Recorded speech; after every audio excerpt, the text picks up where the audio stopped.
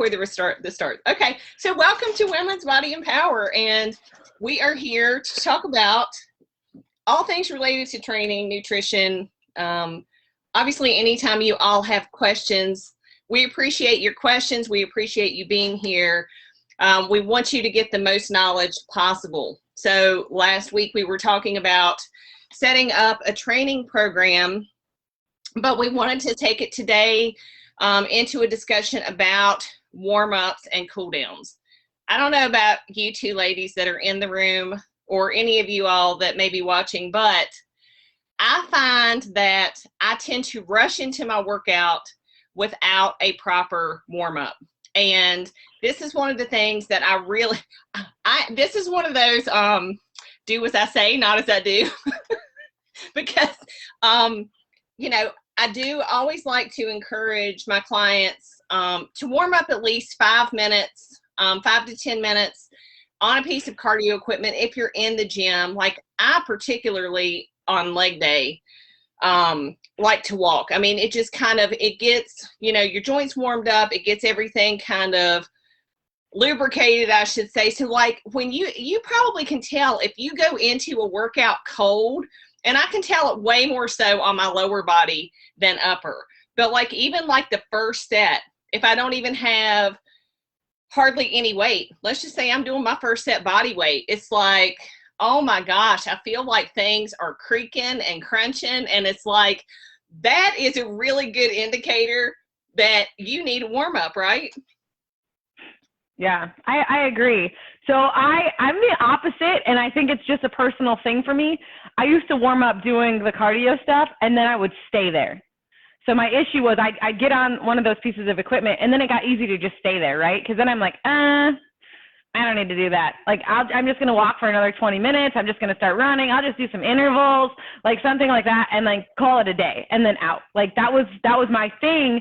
And so I steer clear of the cardio equipment when I'm warming up for heavy lifting days, just because me personally, I tend to skip workouts, or I just make my own rules up then, right? Like I start to make my own rules up. I just am like, forget it. But I do a lot of dynamic warm-ups. So a lot of like banded kind of hip openers, that sort of stuff. So I'm always kind of warming up the joints that are going to be moving. So, you know, like deadlifts, they're a very hip dominant exercise, lots of hip openers, lots of assessing, you know, finding out if that range of motion is there, you know, if we're kind of creating some space, if there's tension, if there's tightness, that sort of thing. And then working into those areas. So kind of like a really activated, you know, hip opener sequence that I can just do. And then I do a lot of exercise specific warm-ups. So, you know, the deadlift, you know, it might be stiff leg deadlifts. It might be that sort of things, that really light weights, and then kind of working into that. So that's how I plan mine, just because I'm a time person. I don't like to waste a lot of time. I don't like to be, you know, stuck doing something for too long. I get really distracted really easily. So I need to just come in and start the workout. And so that's the way I've kind of put mine together for warm-ups. Cool downs are a little bit different. So I'm never going to like stay on a piece of cardio equipment. Like 5 minutes is my max, but I always take it to also after the 5 minute warm up, I do multiple warm up sets, especially on the compound movements. Like I will do, like if I were doing a squat, I would never just go throw a bunch of weight on the bar. I would do my 5 minute warm up. I would start with the bar. I might add 10s, then I might add 2 10s, then I might add 25s, but I'm still not to my working sets yet. Right. Yeah. I think that maybe that's where we want to talk about today too, is the difference between your warm-up sets and then your work sets. And there is a difference. And then knowing when you can move from one exercise, let's say we're doing the squat, to maybe, you know, split squats or some sort of, you know, dumbbell lunges or something. We don't need to re-warm up. You know, once your legs are warm, once you've already been kind of, you know, hitting those muscle groups, you don't need to warm up again. You can go to the work sets and the next exercises as long as it's already been used and you haven't sat around for 10 minutes, texting somebody on your phone before you jump back into it. So those are things to just remember too. Do you use percentages? How do you choose your work sets versus warm-up sets? Percentages, rate of perceived exertion, what do you do? I usually go just based on, I guess it would be percentages, but I don't actually sit there and calculate it. Okay. I go based on like the previous week, so each week I may be trying to add, like if it were on a big movement, like a squat or deadlift or bench or something, I might try to go up like 5 to 10 pounds. And so that's based on like the last week. But it also is like, okay, if I get in there and I know I'm starting like on my warm-up sets and it's just like ridiculous heavy, and I know like I am probably not going to get what I planned, then I might actually have a percentage back, you know what I mean? So like it might vary either way. But yeah, I guess it's a percentage, but I don't really calculate, just because simply, I've been doing it so long, like 20 plus years. I get into the all scientific thing of it, and I'm like, oh yeah, calculate the percentage and blah blah blah, and I'm like, I totally do. I totally do. Science. Like no. No, well, okay, so a few years back, I started doing the calculated stuff just because I got into my head about the load and kind of just the volume stuff. So I should never take credit for this. My husband created some really fancy Excel files that would do the calculations for me. So I could put in all my weights, I could log everything. And then I would know, even with the warm-up sets, if the next workout was a higher load, higher volume, higher intensity than the last one, based on what I put in. And so all of my work sets and all of my warm-up sets, I do calculate. Like I know exactly what my next warm-up is going to be. I know how many pounds I'm jumping up by. And that's all based on that max sets for the workout. So like if it's a 5x5 at 225, I know what all of the progression for the warm-up sets is going to be before I get to my work sets for that 5x5. But I really only do the warm-up progressions, the warm-up sets for the big lifts. So squat, bench, deadlift, snatch, and clean and jerk. Those are the only ones I do it for. The rest of them, they're kind of like, I really do all my accessories at the end, like a circuit. So then I hit my cardio. The thing is if you're doing a compound lift, I do the same. Squat, deadlift, bench press, I don't do clean and jerks, but like overhead barbell press, I do warm up for that. But then once, you normally are starting with your bigger lifts anyway. And so once you're doing that, then everything else is warm. You don't have to go and do like a bicep curl and do warm up sets for the bicep curl, because you've already probably done like rows or pull downs or pull ups or something. Your biceps are already warmed up. They don't need that. They've already gotten their warm up. So when you're doing the big things, you're actually getting all of the muscles warmed up. So you don't need warm-ups for every single exercise, but it's really important on those bigger lifts because, number one, you're using so many more muscle groups. Your risk of injury is probably going to be, much higher unless you're like one of these, I'm going to try to bicep curl 225 pounds. Don't do it. Don't go try to do, something ridiculous. Generally what weight you should be doing, let's just say even I were doing a machine of some sort. I know what I did before. You kind of got to gauge a little bit where you're at, let's say I go to the lat pull down machine and I put 45 pounds on there. Well, I know 100% for a fact that at my gym, if I did 45 pounds on there, I'm going to be flinging it down and I could probably do like 100 reps. So I know that's not where I'm going to start, but even like on a lat pull, I probably start a little less than what my max is going to be, and I might progressively go up. But I generally am going to have an idea after I've been training for a little while where I should start, you know, because you're not going to go over there. And let's say I pull down 130 is the max weight I use. And maybe I'm only getting like 5 of those. I'm not going to start with that though. You know, right. You want your body, when you do a lighter set and you're progressively getting heavier, you're telling your body, it's just like the warm-up set, you're telling your body what the movement feels like.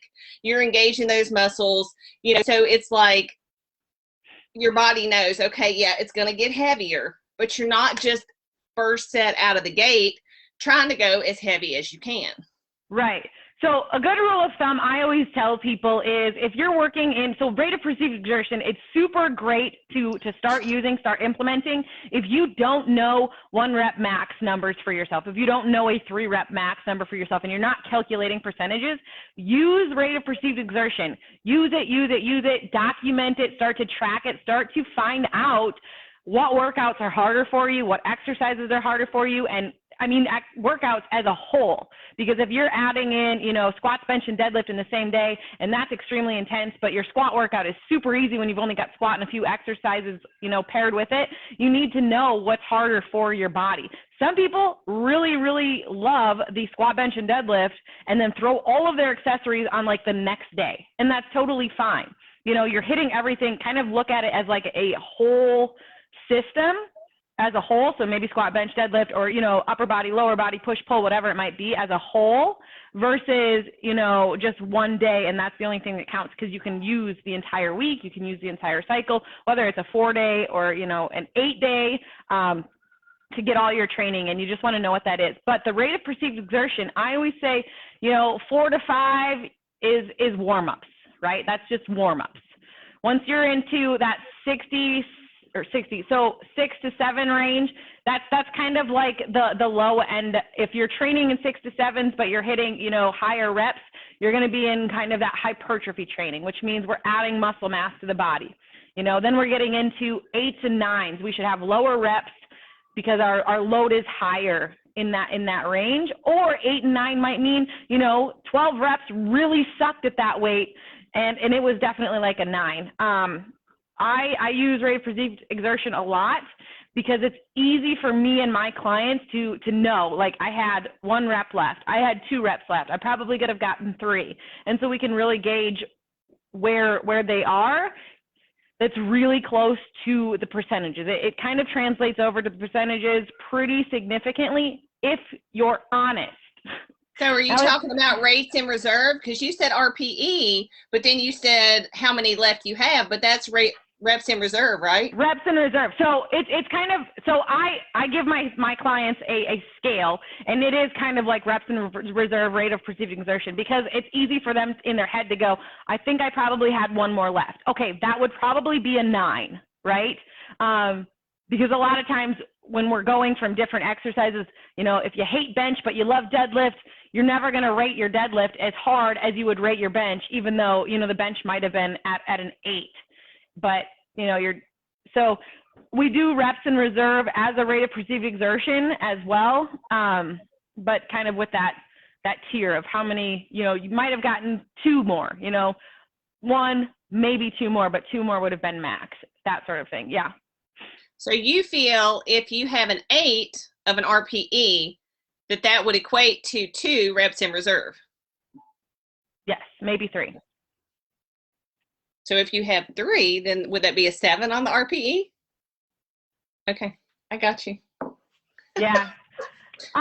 So the thing is everything, just as long as you're using the same measurement every time, you can build out your own reps in reserve. You can build out your own rate of perceived exertion, right? You can even have a chart of like, I feel like I'm working at 80% until you know exactly what 80% is of your 1 rep max. Then you would know exactly when you're working at 80%. So when I started doing the reps in reserve or the rate of perceived exertion and put that chart together, it was kind of like a cumulative collective of me figuring out, okay, I'm at 80%. I know my 1 rep max. I've tested it at meets. I know exactly what that should be, you know, and then what percentage I was lifting when I could maybe get to. And then we were starting to track that. And so we were using a spreadsheet my husband made And that's kind of how we came up with those. So that's what I use for my clients because I know what it feels like, right? Like, so when we're thinking of rated exertion, that's where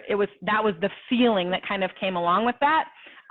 So that's what they get sent out. So as long as you're working either with yourself or your coach and you know exactly how you're measuring that load, that intensity, you know, how difficult or challenging the workout is or that exercise is, you're in good hands. If you can't measure it, you can't fix it or increase it or improve it, right? Like you can't manage it, right? What is it? If what gets measured gets managed? Is that how that works? I don't know the same. I think that's how it goes. I think that what I have found is with a lot of my clients over the years, they will shortchange themselves in how many they actually have left. They will want to stop short. And again, this is why it's probably good if you can work with a coach because, you know, it's like I had a guy who didn't get the reps in reserve, like at all. And I'm like, well, I mean, I understand that, but like he thought he maybe only had 2 left and he got like 6 more. So like a lot of times your perception is not always correct, you know, yeah, and you can't move fear out of the way. You know, so it does take time to learn that. But I think, like you said, it takes consistent measure as well. Yeah. So Karen says she can feel how many reps that she may or may not have left, right? So RPE is harder, and I get that. I tend to be like, I think that I've got 1 left, and that's when I'm already at failure. It's like, yeah, no, it's not happening. So the failure thing, and I think this is important, and you probably suggest this too.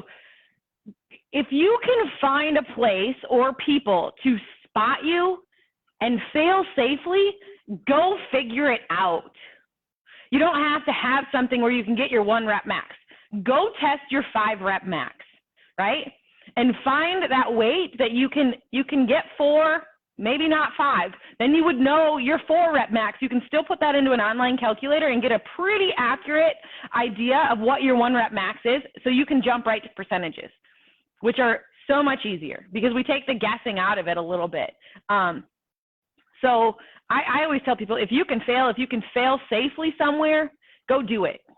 You know, and then once you get over that first failure, once you miss a lift, you know, you only get half the squat up and you have to sit down, and yes, it's embarrassing and it's no fun, and you have to take the weight off to get the bar back up, and it's a lot of work and it's a pain in the tail. Do it anyway, because once you get that out of the way, it's really not that scary anymore. And then you're like, oh, that wasn't so bad. You know, and you try and you start to push the limits and you break those barriers, those glass ceilings, because you're not scared of failing anymore. So you can still increase that rep max, whether it's 5, whether it's 3, whatever that is. So yeah, I say go in there and fail. Find out where that ceiling is for you right now, and you can start using percentages. Do you like percentages, Holly? Do I like percentages? Yeah. Yeah, I like percentages. I just, like I said, I try to not, so I think it depends on where I'm at, like with my goals, right? Because there are sometimes that I will do a certain training block and my goal is actually to increase each week. And therefore I'm more likely like to use percentages. But I don't just do block after block after block of that. You know, I will have a different one and maybe I'm not doing percentages. So like, you know, again, it just depends on where I'm at, like, especially for me, like competition wise, I have learned over the years that my training should not change a lot, because if you are trying to lose fat for a competition and your calories might be decreasing, the tendency is to adjust your workouts to make them easier, and you should not do that. So you want to actually do everything you can to keep your workouts as hard as you've had them, but you may end up, changing your exercises.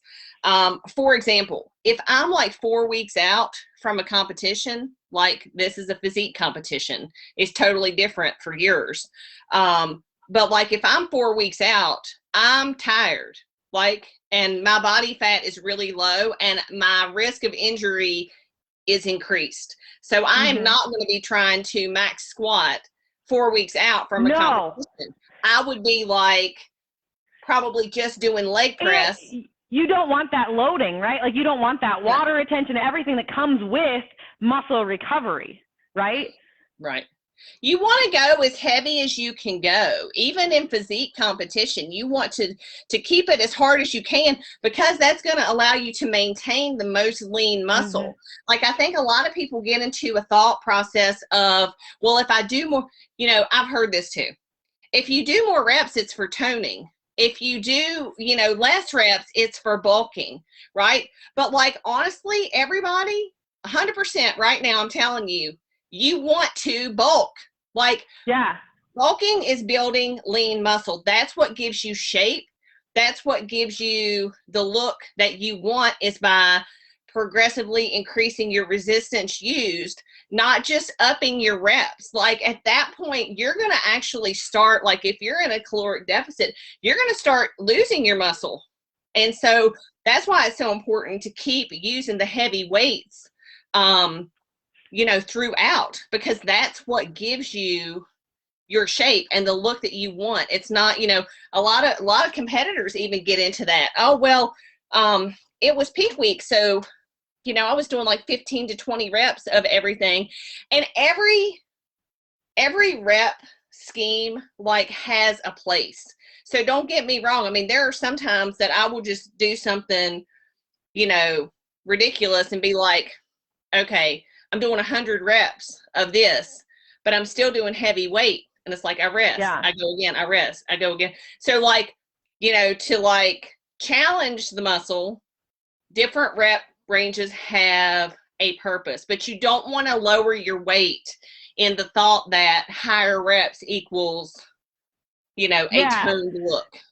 So I want to talk about that, because I think that you're right on. And this is where I think, having a coach or knowing exactly what your body adapts to is really, really important. Obviously, a coach is going to like take this, time and a half. You're not going to have to go through the internet crap and just find the relevant information.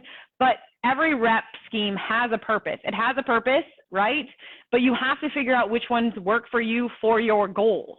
You can't be going in to a physique competition and be doing, 3 sets of 2.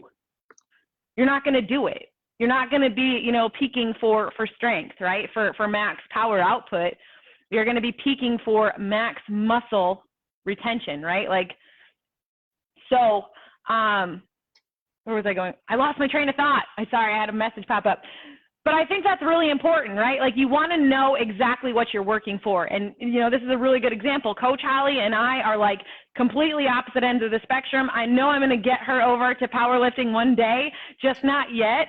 But right now we're opposites. And it's fun to talk about that because, there isn't a one size fits all. And I don't know how many times we can say this.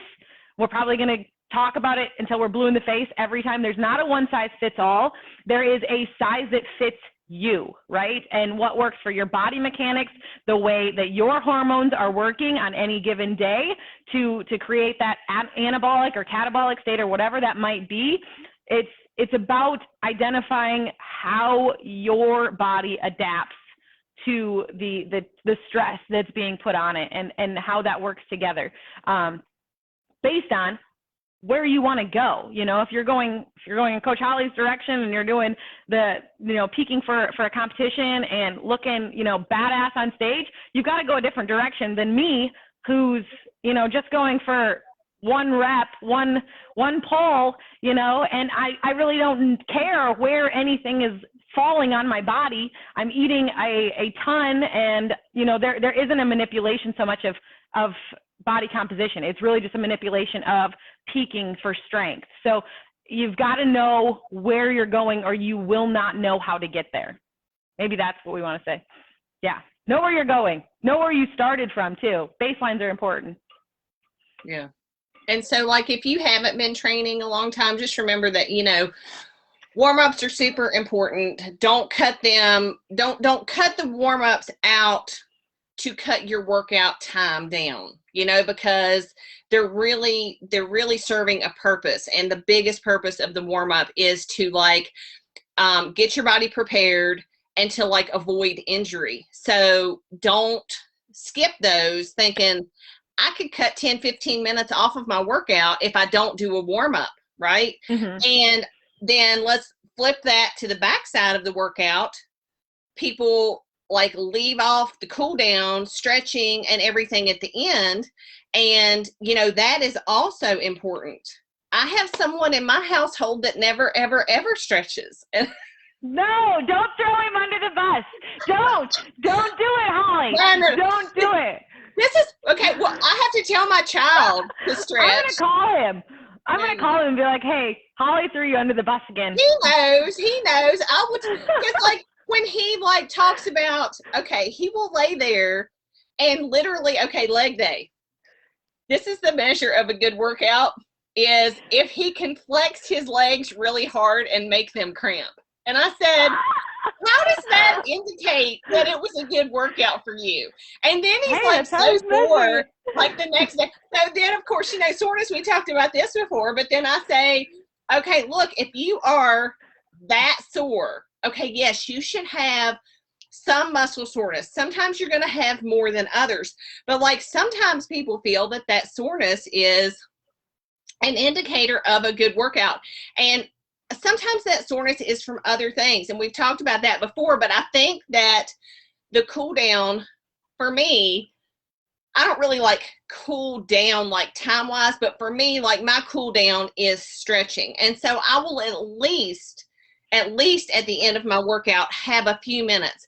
I mean, it doesn't take that long to stretch all of the muscle groups that you just worked. 2 to 3 minutes max. But I'm telling you, it will make a difference in the long run in how you're feeling soreness wise. It does help prevent soreness, and it does help, you know, lengthen the muscles back out, which I think helps your training long term, you know. So like, what else would you add like for the cool down? For me, it's like really about stretching. Yeah. So I've stopped calling it stretching in my gym because I think that, so for me, my clients here, and they're a beautiful group of clients that come here, they think stretching is very passive. It's just like, you know, stretching. And so we've started calling it mobilizing, because the idea is to open up range of motion, to create as much access to the range of motion about those joints as you can, like creating that space. And after a workout, your body is ready to open that up. All of your joints are lubricated, your muscles are warm, like things are going to be working in your favor to create that extra amount of mobility. So start to mobilize at those joints. You know, if you did a deadlift workout, get into those hips, open them up, you know, figure out what those hip openers are. And it's still, you know, activating the right muscles to gain that access. My clients at the beginning and the end of the workouts always do 7 assessments of a couple of shapes to find out where they have access to as far as range of motion at those joints and those places before the workout. And if we can't identify that they've created more space after the workout, we've done something wrong. Because when you're coming in and you're cold and you know that, you know, you don't have quite that range of motion yet opened up, at the end of the workout, you should see a direct improvement from the joints that you worked. So like the hips, you know, we should be able to see that they're much more open at the end of the workout than we saw at the beginning when we did that first assessment coming in cold. So know where you're starting from, know that you've kind of done some good, and those assessments are great to do. But yeah, like Coach Holly said, you've got to be stretching, you've got to be mobilizing at the end of the workout, or we're just going to continue to not lengthen those muscles back out, and they continue to shorten, which will cause injury down the road. You know, we're going to have those imbalances where we've got tight muscles that are pulling on a different joint, you know, and you get soreness and stiffness in places you don't need to have it. I would love to have a study like, I would love to have a study. I'm getting into my science geekiness again. Yes. I would love, like, all of the people that I have, like, lots of bodybuilders, this happens too, but lots of bodybuilders will rip a pec or rip a bicep. And, you know, torn biceps particularly, I would love to know the percentage of torn biceps that have occurred that had stretching on a regular basis. Because, like, serious, the biceps are small, right? I mean, the bicep too, it's two heads of the biceps. But, like, you think about it over time, if you, like, get those biceps pumped and pumped and pumped and pumped and pumped in the gym, like, every week, right? And you never lengthen them back out, eventually that load is going to be, like, too much, right? Like, you can't, and, you know, I would, you know, venture to say, okay, is it on the concentric? Is it on the eccentric? But, like, you think about, like, just like a mound of something here that doesn't lengthen back out easily is going to be more likely to get torn, right? Yeah. So, I mean, I think that is, you know, that's something to consider. You know, when you're thinking about not stretching, think about all of the places that tighten up easily, especially like lower back and hamstrings are particularly tight for most of the population. I think men even more so than women, but still women even have very tight lower back and hamstrings and glutes. It all ties together, right? So a lot of the times it's a strength imbalance that will make other things tighter. Like if you have really weak glutes, then, you know, you're compromising that whole posterior chain, right? Like you've got to strengthen it, but you've also got to lengthen it back out. And I think people just, you know, try to rush, try to skip the warm up, try to skip the stretching, and then things just get really tight and then they're compromised. So you want to be able to do this for a really long time. So you've got to make time for those things. I agree. Yeah. So, I mean, in short, it's just about, you know, at the beginning when you're warming up, we're getting, you know, blood flow, we're warming up the body, we're preventing injury, and we're kind of increasing that range of motion so that everything we're working out, every exercise we're doing, we can do at full range of motion, full capacity, right? So we're not stiff going into those exercises. And at the end, we want to make sure that we're not, you know, leaving in a shortened state for the muscles, right?